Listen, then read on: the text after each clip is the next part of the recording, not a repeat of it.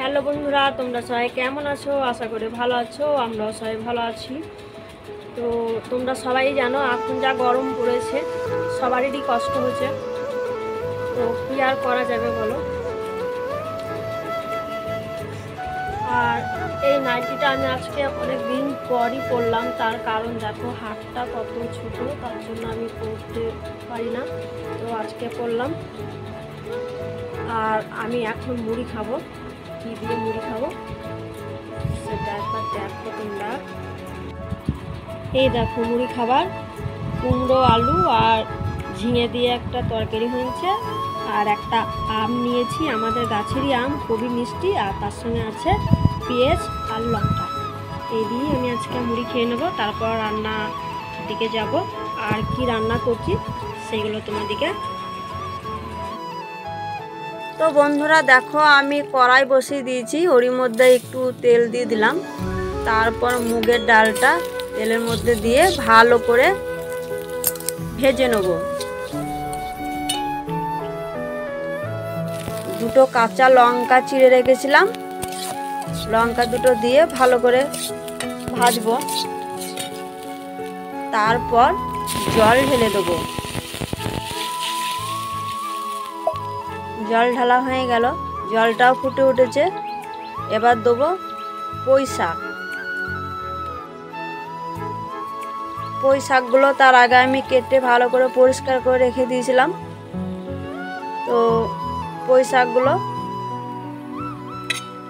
মুগের ডাল আর পুঁই শাককে একসঙ্গে মিক্স করে নাড়ে নেব। তারপর দেখো আমি ঢেকে দেবো। আর তার আগে আমি একটু লবণ দিয়ে দিলাম আর একটু হলুদ দিয়ে দিলাম। একটু ভালো করে নেড়ে নিলাম। এবার ঢাকনা দিয়ে আমি ঢেকে দিলাম। হয়ে গেছে আমার পুঁই সেদ্ধ। তো দেখো মুগের ডাল আর পুঁই সেদ্ধ খুবই ভালো করেই সেদ্ধ হয়ে গেছে। এবার আমি আঁকা থেকে নামিয়ে একটা কড়ার মধ্যে ঢেলে নিলাম। কড়াইটা বেশ ভালো করে পরিষ্কার করে আবার আমি আঁখার মধ্যে চাপিয়ে দিয়েছি। তারপর আর একটু সরিষার তেল দিয়ে দিলাম, তার সঙ্গে দুটো শুকনো লঙ্কার ফোড়ন, দুটো তেজপাতার ফোড়ন আর গোটা জিরের ফোড়ন দিয়ে দিলাম। আর তার সঙ্গে দেবো দেখো একটু আদা বাটা আর দেবো একটু রসুন বাটা। তো ভালো করে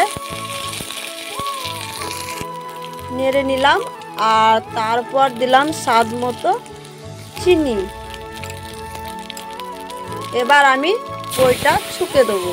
দেখো আমার ছুঁকা হয়ে গেছে, ভালো করে একসঙ্গে মিক্স করে নিয়েছি।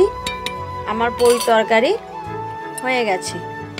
তো বন্ধুরা, আজকেকার ভিডিওটা তোমাদের যদি ভালো লাগে একটু কমেন্ট করবে আর শেয়ার করবে আর একটু লাইক দেবে, এইটুকুই বলা তোমাদের কাছে। আর একটা কথা বন্ধুরা, তোমরা যদি আমার পাশে থাকো আমি তোমাদের পাশে থাকবো, কথা দিলাম।